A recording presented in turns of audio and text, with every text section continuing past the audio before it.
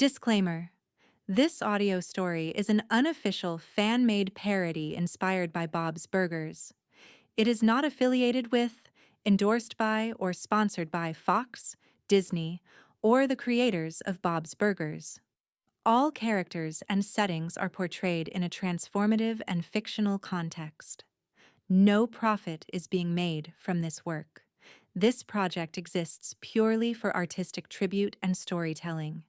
The story you're about to hear is an unofficial fan-made work, inspired by Bob's Burgers. It is not endorsed by the network or creators. This is a dark, fictional reimagining, created for transformative storytelling, not profit. Bob's Burgers, Tina's Cannibal Diaries, Season 1, The Fog. Entry 2, Dear Cannibal Diary. The world is still here. That's the miracle and the curse. Every morning the fog lifts just enough to show you the outline of things that used to matter. Street lamps, rooftops, the silhouette of Wharf like a bad tooth against the horizon.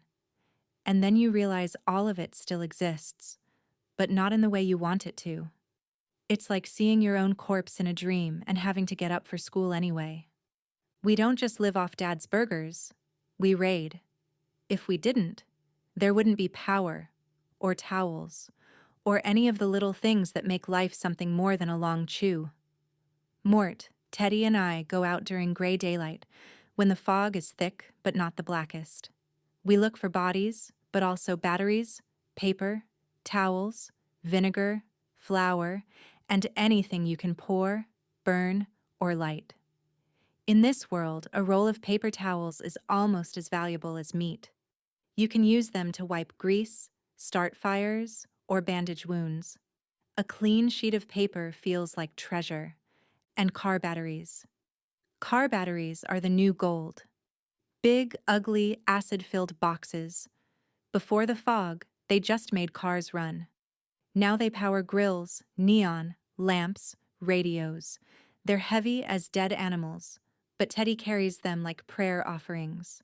He straps them to his back, sweating and mumbling, for Bob. For the grill, Mort tests them with wires and sparks. Sometimes they hiss, sometimes they leak, sometimes they're dead weight, literally, and Teddy cries like he lost a child. The fog makes everything holy because everything is scarce. You learn fast. The Wharf.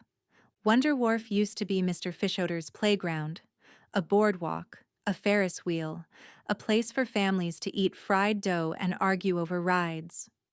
Now it's a fortress market, the closest thing our city has to a capital. The rides are dead, but the structures are walls, and the Ferris wheel creaks in the fog like a spine trying to stand. Raiders organize there. They sleep in bumper cars and tilt-a-whirls. They burn driftwood for light and smear grease on their faces. We go there for supplies sometimes.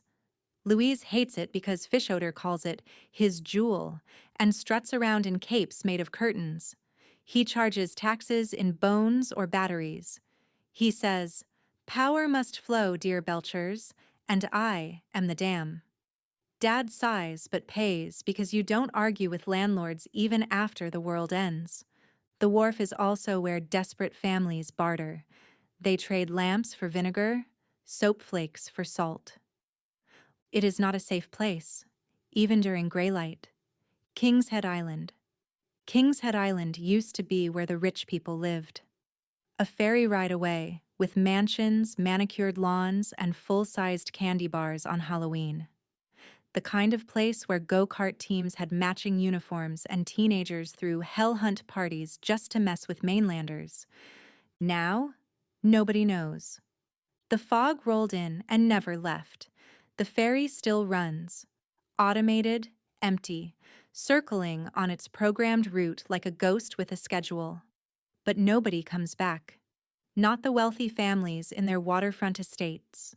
Not the prep school kids with their yacht club memberships.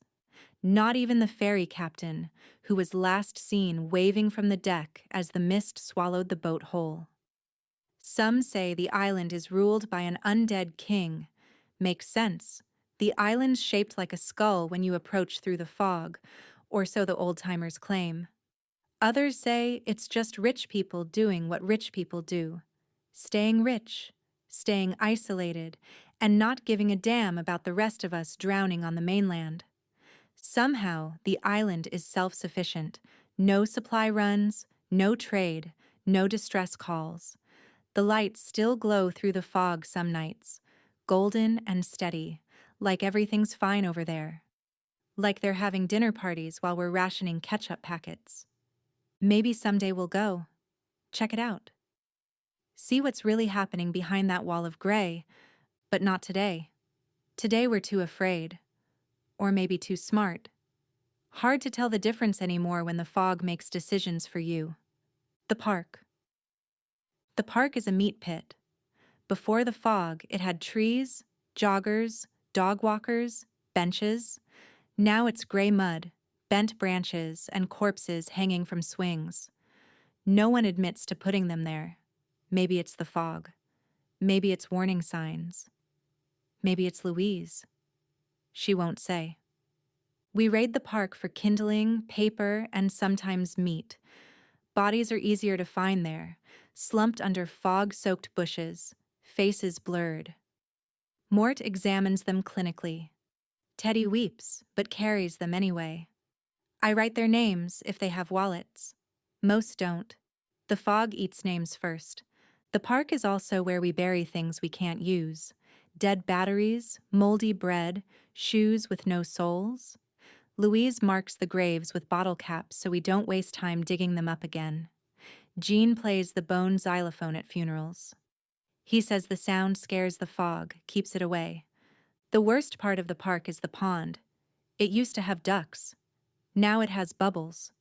Sometimes the bubbles are small, sometimes they're huge, like something under the water is breathing. The school. Wagstaff still runs, sort of. Mr. Fran leads group therapy math sessions. He says resilience is arithmetic and makes us solve equations about food supply. One equation was, if 3 families share one body at 2 meals per day, how long until...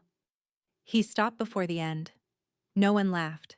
The cafeteria serves boiled weeds, fog water soup, and sometimes rat. People sit in silence. Tammy still acts like she's better than everyone, but her hair is thin, and she chews too fast. Zeke still fights, but it's slower, like underwater boxing. Jimmy Jr. still dances in the halls. His butt is still perfect, even in starvation. I watch him stretch, and I think about writing his name in the ledger's blank page again, just to keep it safe. The library is locked. Mr. Ambrose guards it with a broken spear. He says books are rations too. People knock, but he won't let them in. You can read through the window if you're tall enough. Louise is working on a plan. The docks. The docks are a battlefield. Barges bring vinegar, flour, and salt. Dock gangs take half. The Fog Council takes half of what's left. The rest trickles to the restaurants. Bob gets some because Fish Odor says a landlord without tenants is just a man with holes in his wallet. Dock raids are bloody. Lamplighters walk with poles of fire, pushing fog back like curtains. Raiders lunge from shadows. Sometimes they drag lamplighters into the water. Their bells stop ringing. The sound echoes for hours. We go to the docks for salt. Salt is more than flavor. Salt means preservation. Salt means you don't have to cook right away. Dad salts every patty carefully, like prayer beads.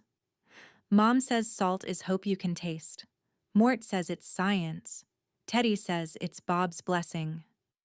I write salt in the ledger anyway. It deserves a line. Scavenging. The real religion. People think cannibalism is the new religion. It's not. Scavenging is. Cannibalism is survival, but scavenging is what makes survival less empty. A car battery means light. A paper towel means comfort. A bar of soap means dignity. A notebook means history. Mort and Teddy treat scavenging like liturgy. Mort recites lists of supplies like a psalm: batteries, vinegar, paper, towels, salt, soap, wire. Teddy repeats, "For Bob, for Bob, for Bob." I just carry the ledger and write down what we find. Once we found a whole stack of menus from an old Chinese restaurant. The food pictures were faded, but Dad slipped one under the grill glass. People stared at it while eating. Home again. Every raid ends the same. We drag bodies, batteries, paper, and salt back to Bob's.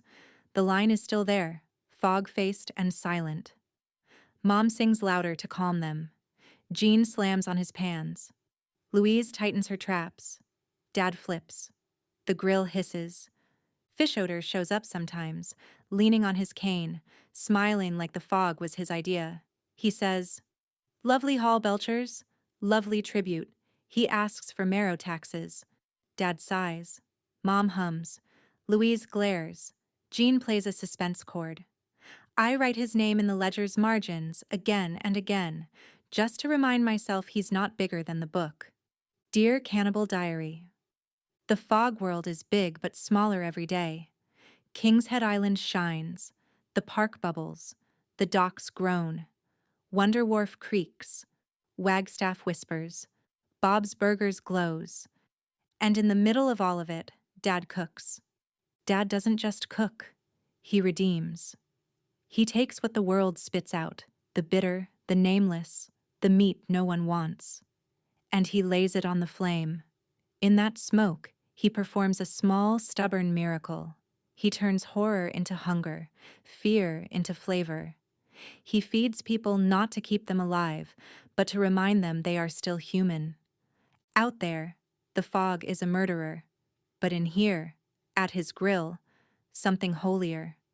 That's why they come. Not for safety, not for shelter.